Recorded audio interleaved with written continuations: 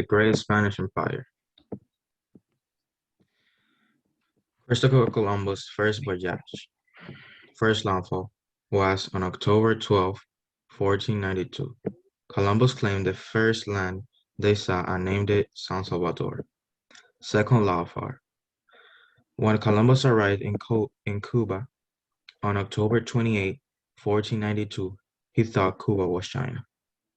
Third landfall. On December 5, 1492, he arrived in Haiti, but Columbus renamed it Hispaniola. The importance of Columbus' first voyage was that instead of finding a quicker route to the lucrative trade markets, he found basically a whole new continent. Okay, economics. The biggest money in the economy came from colonization. Systematically conquered parts of North, Central, and South America and the Caribbean. Another thing of economics was slave trade and mineral trade.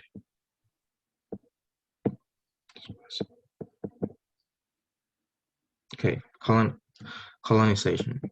Colonies in the Philippines, Peru, Mexico, the southern US, and Caribbean. Effects. Disease influence in language and culture. Landscape was affected too.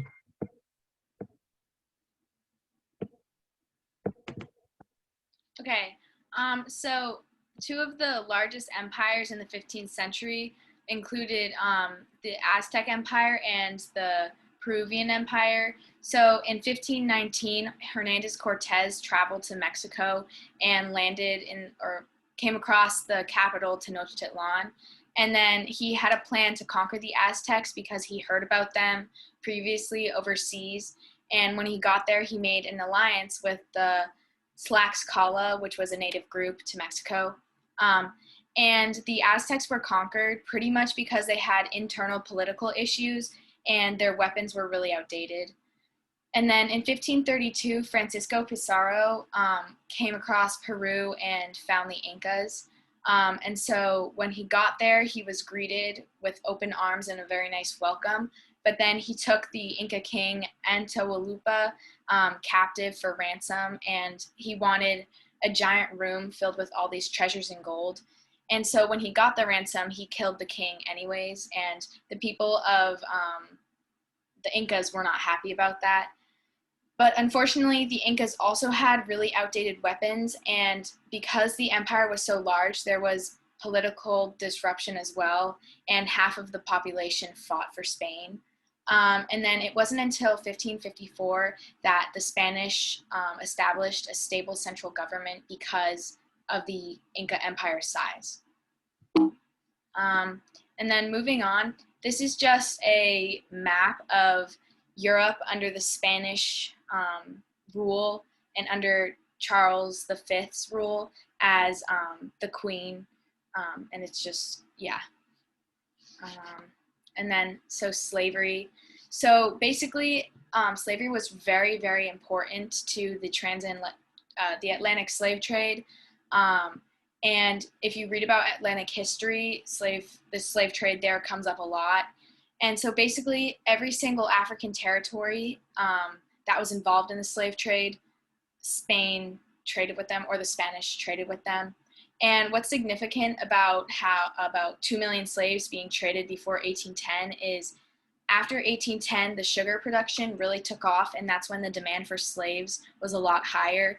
And the fact that 2 million slaves were brought over to the Spanish colonies before 1810 is just really a lot. And then I included something about the Mita system in Peru, which was a system where they would have slaves on a rotating schedule in the mines in Peru, and that just represents how they use the slaves in some areas. And then the natives had to pay tribute in the form of labor. And then justifications that Spain used for slavery was just war, which was the idea that if a native didn't become Catholic, then they automatically became a slave. And they also used the idea of rescate, which was they held the native captive and put the native to work, and then they would be held for ransom. And then this is basically just a map of the slave trade. And I like this map because the green area represents part of the Spanish Empire, and you really get a sense of where slaves came from on the coast of Africa. So obviously trade was a very important thing since it's the big thing of their economy and everything, mainly overseas trade.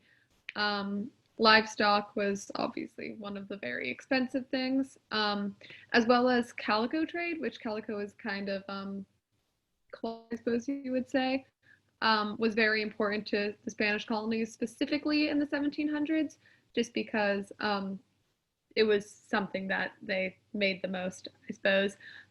More goods that were traded were often spices, perfumes, gems, porcelain, and ivory.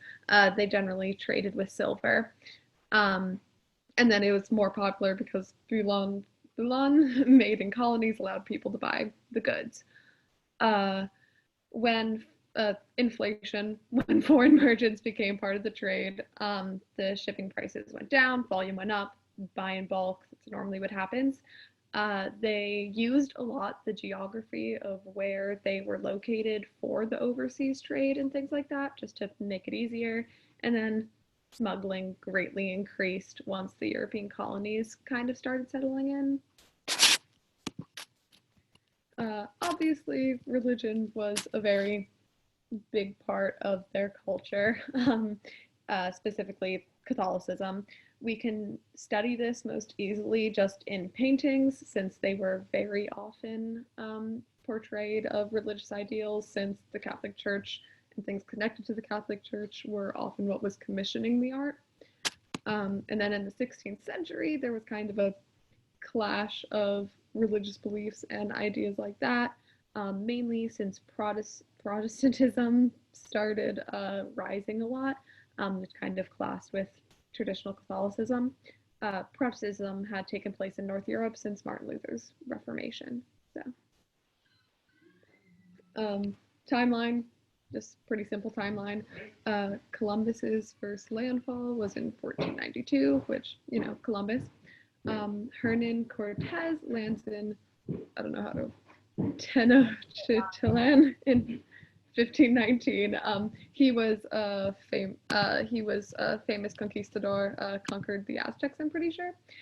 This is also around where the colonization of the Caribbean started, which went all the way into the 19th century, and also just a scary metric of this is when slaves started happening, and over 2 million slaves were traded before 1810, which is a ridiculous number, but sadly true. Francisco Pizarro found the Incas of Peru in 1532, conquered them, and other big things Spain did. The Spanish American colonies traded with Manila and East Asian colonies in the 1570s. Again, the Catholicism and Protestantism kind of fought in the 16th century around, and there was that whole Reformation. And then, you know, there's obviously a lot of stuff in between, but the next big thing is the last of the Spanish empires fell in the 1900s.